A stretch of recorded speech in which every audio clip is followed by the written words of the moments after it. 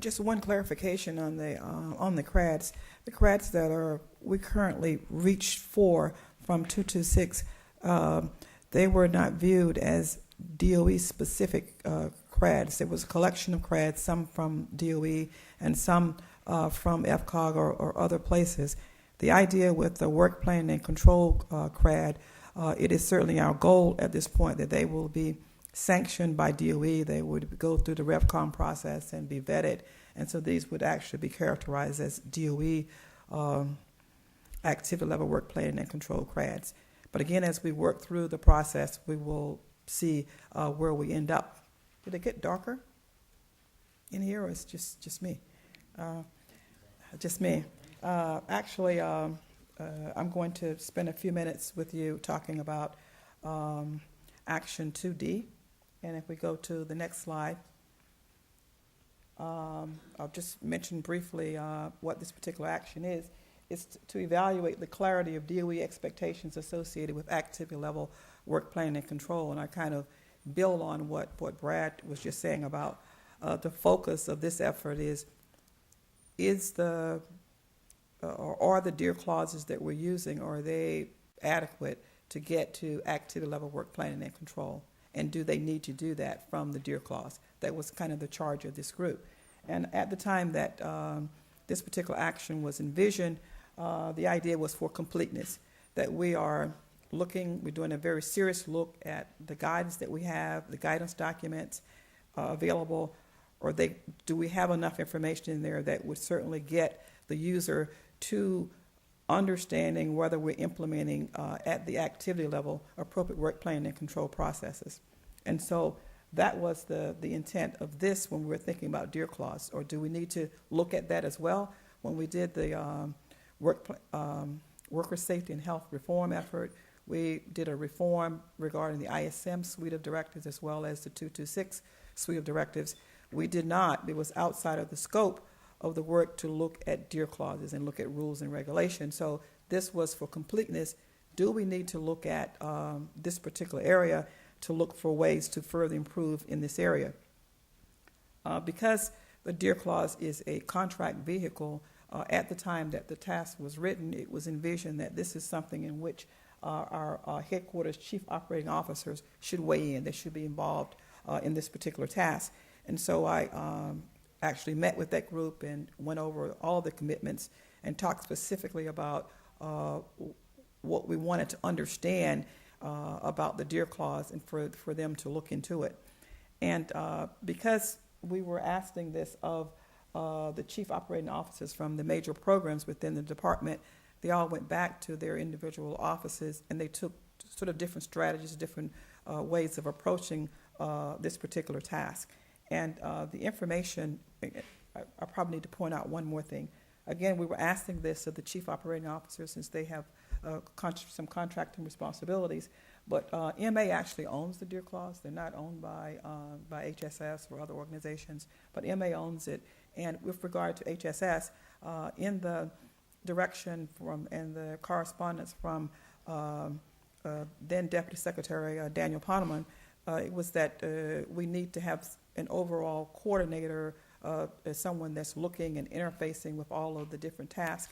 And I was designated to be the DOE responsible manager on this area. So again, HSS, we're not the OPI, but we are looking across and working with all the different task leads to be true to our commitment and to improve work planning and control. And so MA and HSS was then added, to the task. If I could go to the next slide, and I'll talk about the DEAR clause. And in discussions with MA, we had a very lengthy discussion with them about the DEAR clause, what they knew about the DEAR clause in terms of implementation. Were there any plans for changing the DEAR clause, and if so, why, and how long would it take to do that? And so, again, the DEAR clause is Departments of Energy's acquisition regulation. It's a rule, and that for that reason, it's subject to the administrative procedure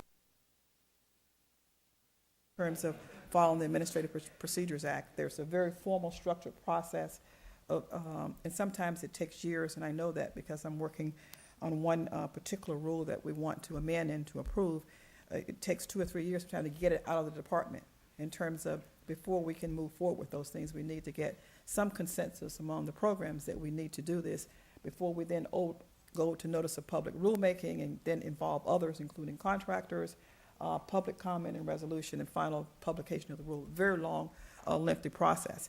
And so one of the things that I was asked by MA is that, what do you want to do? What is it that you want to improve, and what kind of changes, and that you, within your own organization, within your groups, may decide that there are some refinements.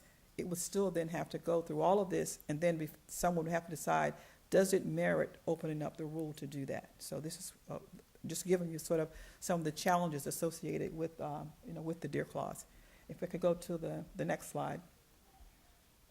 And if you look at the Integrated Safety Management suite of requirements, you'll find in the DOE guide a listing of these three clauses that relate very much to integrated safety management. So then the question that the programs were asking, certainly they were using different mechanisms to do it, and so far the feedback is informal, but they were, in some cases, looking at all of their major contracts and determining if they had, in fact, incorporated these clauses, and the answer was yes, that they had done that. And now that you've identified that they're in there, do you believe that you need, that there are some improvements you need in terms of integrated safety management in general, that you need to improve the clause, you need to make changes to the DEAR clause? Again, informal feedback is that there are areas that we believe we need to target with regard to integrated safety management, but there are things that require more details, and that we don't believe that the answer is in the DEAR clause, which is at a much higher level. You need to have an integrated safety management system. You need to have these kinds of things. And so the feedback so far has not been that there are things that we see that would be fixed by making improvements to the DEAR clause. And certainly we're waiting for the final responses and so forth, the formal responses to come in. But the feedback that I've received so far is that they've looked at those things. And the good news is that they're in the contracts. That's what I'm hearing. They're in the contracts. Things aren't changing. That we're putting them in these major contracts. But that performance, they don't think that additional improvements in performance would be by making changes to the DEAR clause. There are other things that they need to do. In some cases, the feedback is that we would target certain oversight in a different way, or different things, but nothing about the DEAR clause that I've heard. But we certainly will close this one out in a formal way with getting the information formally from the different programs. But this is what we're hearing. And I'm hoping that people in the audience here and that are on the phone and the webinar and other things, that if you have questions or comments or things that you want to share with the group in terms of your experience with the DEAR clause or things that you plan to do. But again, the feedback that I'm getting hasn't been at the level to rise to going forth with making a request. And certainly we'll do that if the information that we get back would support that. We would work with MA to make it happen. So if you can go to the next slide where people are thinking of their questions or the experience that they want to share with the group in terms of this area. This particular DEAR clause is the one that most of the time I think most of us think of when we think of ISM DEAR clause. It is a clause that includes the requirement to have those key components. I believe that there's expected to be a flow down to subcontractors with regard to these integrated safety management type requirements. If we go to the next one, this particular one talks about laws, regulations, and DOE directives, the things that would govern the A-list and B-list, and again, this subcontractor flow down. And these things are very consistent with the slide before that talked about the guiding principles of integrated safety management, where there was firm expectations up in the guiding principles about having requirements and so forth. And then if you go to the when you get to the 5 core functions and you look at that, those things still relate to these requirements in terms of what you're going to do, whether for hazard analysis or controls or feedback and improvement requirements or whatever it is. But these are the things that are coming out of this particular DEAR clause. If we go to the next area, I know your questions, you're going to jump in soon. But with regard to this one, it had to do with performance-based contracting. These were the things that were in Dear Clause related to that. You can go to the next one. These again would be, these slides again would be posted along with other things. But on the next slide, these are some additional ones that aren't included, but they're related about fee policies and incentive, and all of them refer to integrated safety management. So integrated safety management is very much alive and visible and in the Dear Clauses, and we will wait for the final verdict in terms of is it something that the department needs to pursue in order to get these improvements in activity level work planning and control. I think we've heard a lot from the task leads and the other things so far, and maybe some things that we might hear from site-specific or program-specific feedback this afternoon and tomorrow might give us more insights, in this area.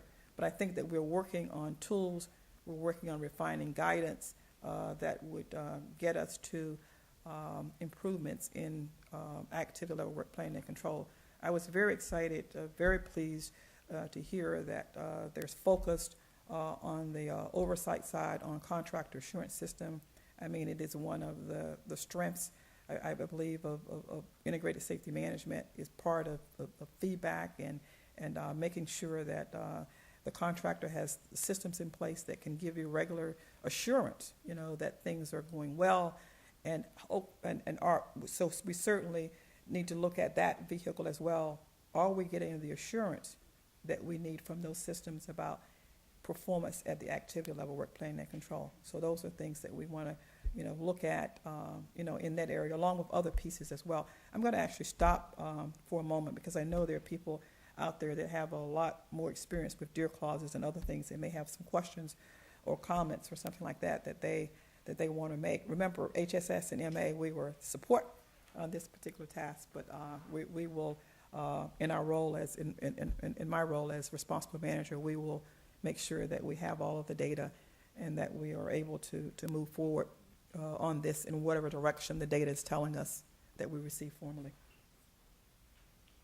Ray Corey, if you're still on, I know you have a lot more experience in the contracting area. I don't know if you have any particular comments about Dear Clauses or other things, because again, the contract is one vehicle for driving performance, and setting clear standards and requirements is another vehicle, but they will all work together. Those are those requirements in the contract and how they're driving, performance. Ray, are you there? Yeah, I'm here.